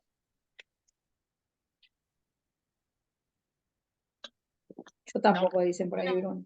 acá el chat, no. Bueno, yo les hago una pregunta. Imagina, se me fue. Esperen que tratando de sacar el chat, me hice lío de la masita. Ahí. Imagínense que tienen un niño con una patología, ¿ah? Que tiene, no sé, una discapacidad intelectual, supónganse. Y encuentran una variante que es de significado clínico incierto. No hay otra más nada, es la única que se encuentra que puede llegar a ser. ¿Qué se les que obviamente, qué se les ocurriría hacer para ver si puede llegar a ser o no la variante patogénica en esa familia? Ese niño tiene 2 hermanos sanos, tiene 2 padres sanos, tiene otro hermano enfermo. Estudiar esa parte en particular en cada uno de los individuos. Exacto. Eso se llama hacer segregación familiar de la variante. Si yo primero voy a analizar, por ejemplo, si tengo padres, voy a analizar a los padres, porque si los padres la tienen y es heredada y los padres son sanos, ok, le heredaron esa variante, pero probablemente no tenga nada que ver, ¿no? Ahora, si ninguno de los 2 padres la tiene, ya es más raro, ¿no? O sea, es una variante que no la tienen, que puede ser de novo y que está en un gen que de hecho puede asociarse a algo, un desarrollo neuronal, por decir algo, no sé, y entonces puede llegar a ser que sea la causante.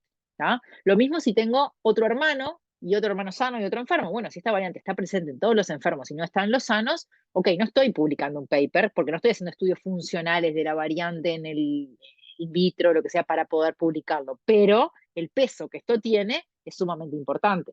¿Me explico? Por lo tanto, la segregación de las variantes, cuando tenemos significado clínico incierto, es sumamente importante recomendarlo a estas familias para poder determinar si efectivamente puede llegar a ser o no esta la causa. ¿Está? ¿Queda claro esto? Sí, igual, ¿cómo Sí. asocias? Porque así lo encuentres, ¿cómo asocias que eso es la causa de esa patología? ¿Me explico? Bueno, no lo puedo Faltan los determinar. pasos. Decime, perdóname.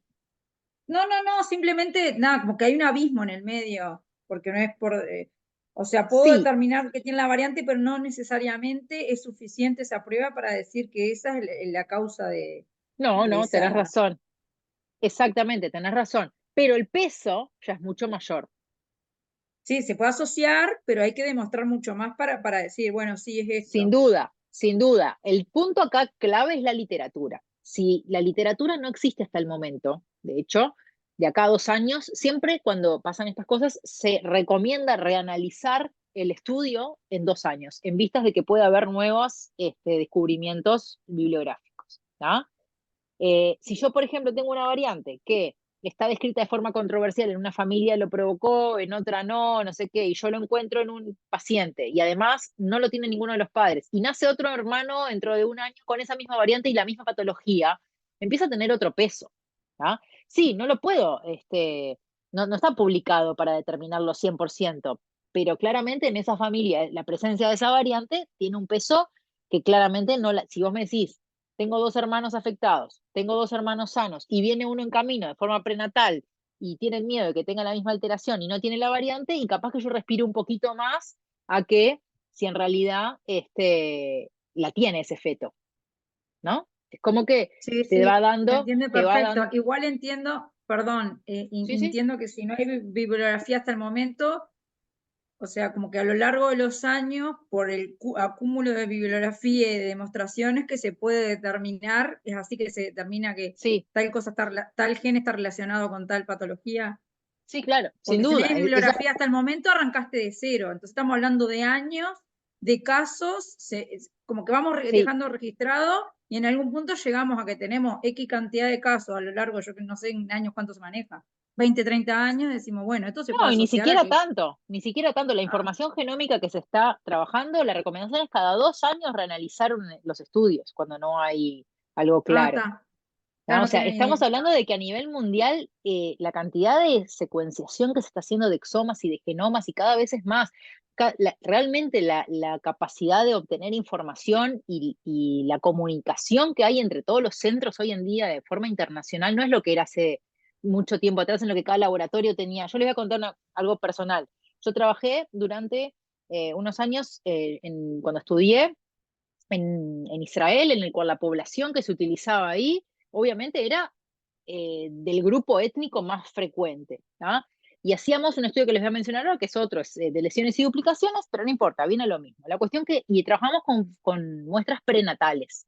Había un feto con una alteración que no estaba descrita, pero era significado incierto, no había bibliografía hasta el momento de eso. Por lo tanto, obviamente el genetista lo que hace es informa de esa variante, significado clínico incierto, y queda por esa porque se estudia a los padres, y es lo que se podía ofrecer, ¿no?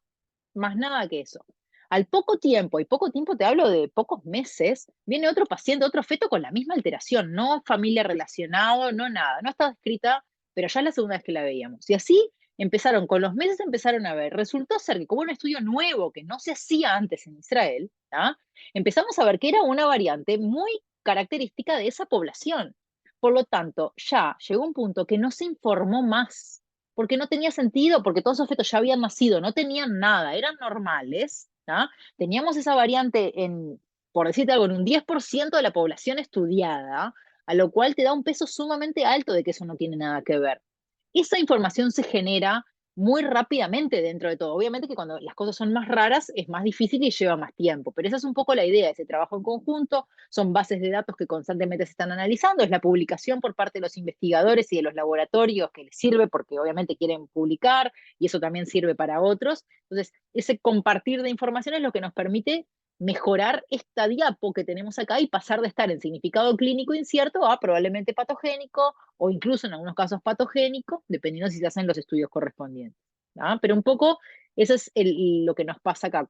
El punto, y ahora me conecto con la siguiente diapositiva, es que cuando yo estaba trabajando en Sanger, la cantidad de secuencia que yo obtenía, de información que yo obtenía con ese resultado era muy poquita. Y estaba yendo a analizar un gen que sé que está asociado a esta enfermedad. Por lo tanto, si encuentro una mutación que no sea patogénica, salvo que obviamente sea una mutación, un cambio que es missense y no me cambian nada, es poco probable que sea algo que no tiene nada que ver. Ahora, cuando yo estoy ampliando la cantidad de información y paso a tener un panel dirigido, o sea, por ejemplo, agregar genes, o paso a tener un exoma dirigido en todos los genes que generan alguna patología, o un exoma clínico donde agrego más genes aún, o incluso un exoma completo en el cual tengo más de 20.000 genes, la cantidad de información que yo voy a obtener es mucho mayor. El número de variantes que yo voy a obtener a medida que aumento la cantidad de regiones secuenciadas, es mucho mayor. Y por lo tanto, mi agudeza, digamos, de certeza en mis resultados, va a ser menor. O sea, mi precisión diagnóstica va a bajar a medida que yo aumento la cantidad de regiones secuenciadas, porque hay más regiones que no sé a qué se pueden relacionar. Entonces, todo tiene sus pros y sus contras. Puedo llegar a, por ejemplo, encontrar un gen que hasta ahora no está relacionado, que no está en la literatura, y yo encontré una variante en este paciente, que si hubiera ido a mirar solo los genes más frecuentes, tal vez no lo encontraba, ¿no? Pero me puede generar más duda. Entonces, es como una balanza siempre entre lo que les decía hoy, siempre es lo mejor el estudio más completo, o a veces nos quedamos con lo que es un poco más simple. Y va a depender del caso, y va a depender de la información que se tenga en el momento, y de lo que sea que tenga que analizar. ¿Ah? Pero esto importante que vemos acá, de que a medida que aumenta esta gráfica hacia la derecha, ¿no? En cuanto al número de variantes detectadas, también así baja la precisión diagnóstica que yo puedo llegar a obtener, porque puedo llegar a tener muchas más variantes que pueden no asociarse a lo que yo estoy estudiando. ¿Ah? Y por último, les quiero comentar la técnica de CGH que les venía hablando, que es la que les mencionaba recién de mi caso particular, ¿no? Que veíamos esos variantes. Y de hecho, esta es la variante ahora que veo, que veíamos en estos pacientes, que había una deleción y una duplicación, ¿no? Eso lo puse como una imagen nomás, pero no es que tengan que acordarse de eso. ¿Qué es esta técnica? La técnica CGH viene de Comparative Genomic Hybridization. ¿Ah? Esta técnica lo que hace es una mezcla entre las técnicas de biología molecular y las técnicas de citogenética o cariotipo para analizar alteraciones cromosómicas que son no balanceadas, o sea, muy pequeñas faltas o excesos de ADN. ¿Ah?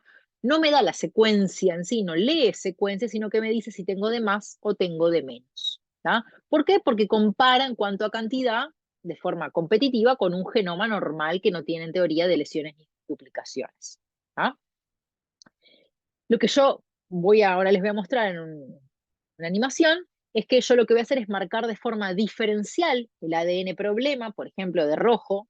El ADN lo voy a marcar de mi paciente que tiene, por ejemplo, una discapacidad intelectual, y voy a marcar de verde, por ejemplo, el genoma de pacientes normales. ¿Tá? Voy a poner la misma cantidad de ADN, las voy a mezclar y las voy a tirar sobre un chip, un array que tiene las regiones mías de interés, que por ejemplo puede ser todo el genoma o un cromosoma específico o lo que a mí me interese.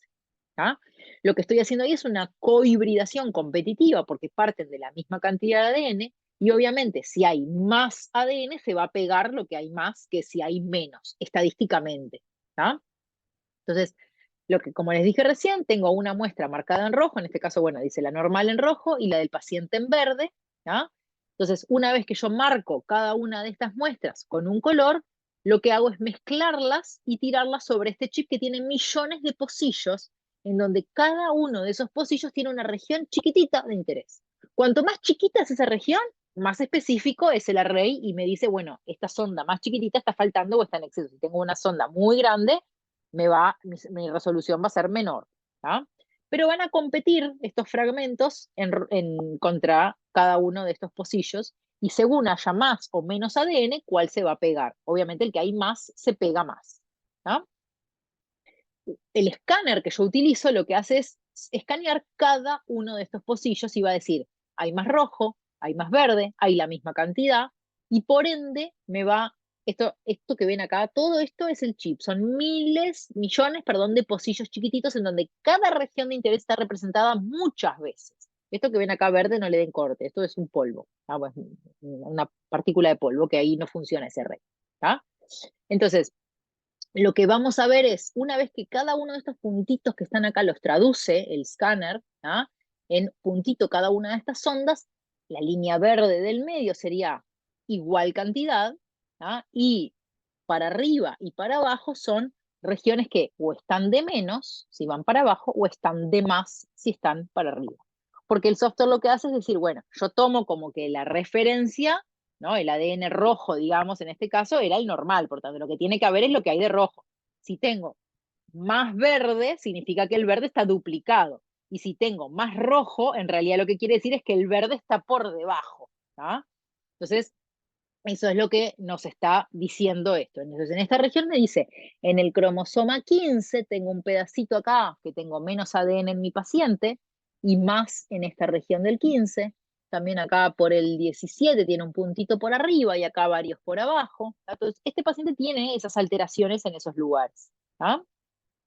Acá le hicimos un zoom y nos dice exactamente cuáles son las ondas, donde cada puntito es una sonda con una región, y vemos que este paciente tiene acá una duplicación, acá una delesión.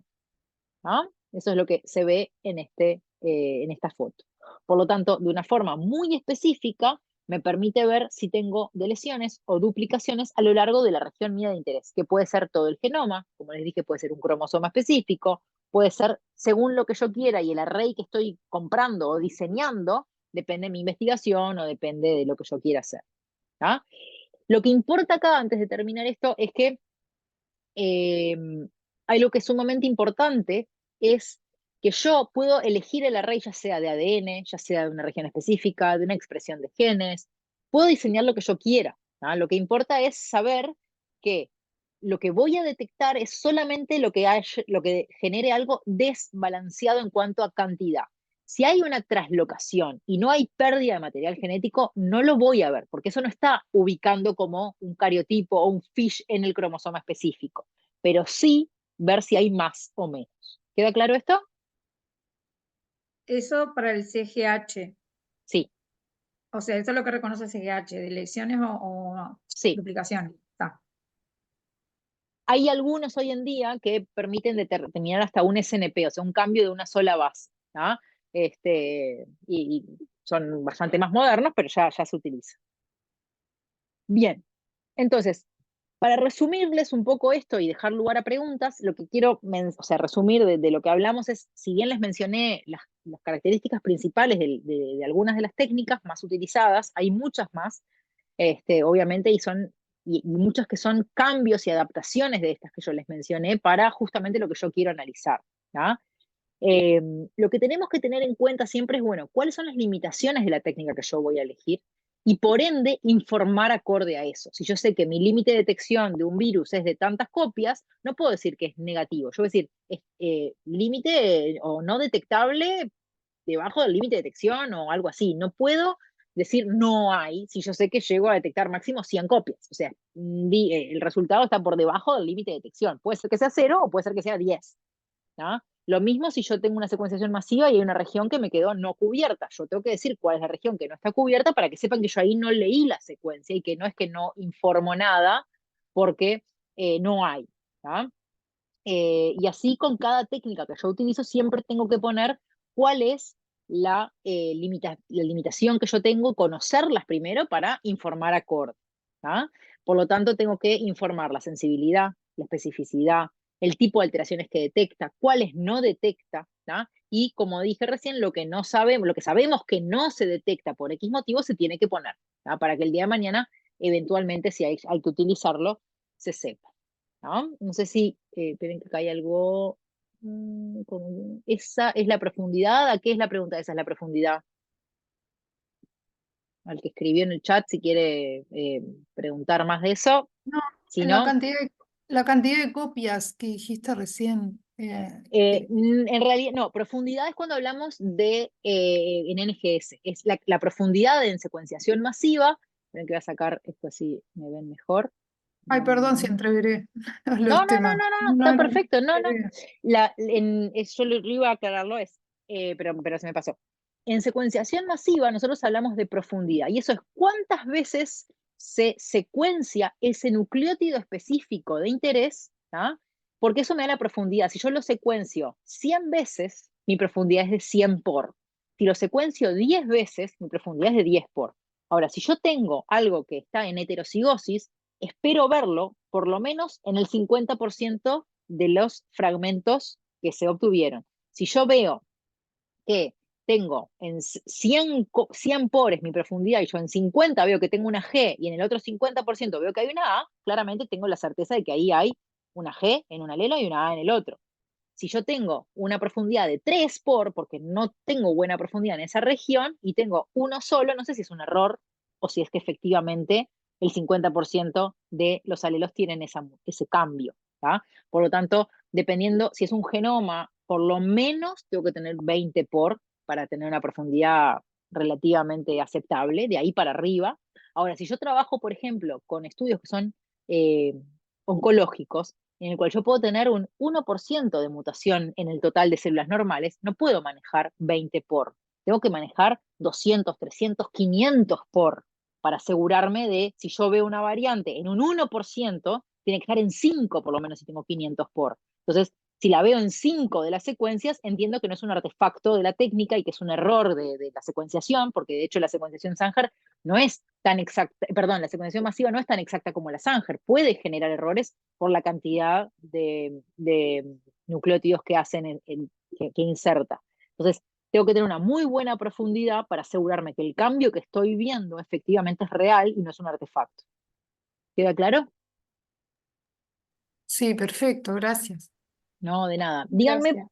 quedo abierta a preguntas en este tiempo que tenemos, de lo que sea Perdón, en general. Sí, consulto. Y claro, eso son parámetros conocidos, todo eso que vos decís nada, tenés que conocer el 20%, el 100%, el 50%, algo ya son parámetros conocidos para ciertas sí, patologías. sí, claro. Cuando hablamos de cosas que son constitucionales, o sea, que están presentes en todas nuestras células, lo mínimo es 20 por y se trabaja más o menos 50, 100 por. Eso está bien. Por eso, Si yo ya trabajamos sé con... que si estudio X cosa, tengo que tener por lo menos 50 por, 500 por, depende Sí, de lo que esté estudiando, ya tengo un parámetro conocido lo que tengo que manejar. sí, Está. Gracias. de nada. ¿Algo más de las otras técnicas que hablé, PCR o algo que tengan duda de este tema y no me haya dado el tiempo? Yo traté, a diferencia del año pasado, que nos daba muy justito el tiempo, de sacar alguna técnica para que no sean tantas y quede todo en el aire. Me parece que es menos es más a veces. Pero si les queda alguna duda de algo, con gusto, díganme. Por mí, profe, clarísima la clase. Muy buena. Gracias. Sí, Bueno, por mí me alegro. también. Sí, para mí quedó Sí, por claro mí y también.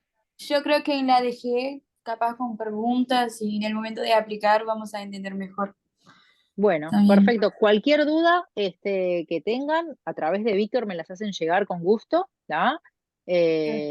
O por mail, que él se los pase, no hay ningún problema, ¿tá? Quedo a las órdenes para lo que sea y bueno, mucha suerte. Gracias por el tiempo y bueno, Gracias, profe. hasta Gracias, luego. profe. Gracias. Buenas Chao, Gracias. chao. noches. Gracias por la clase. Chao.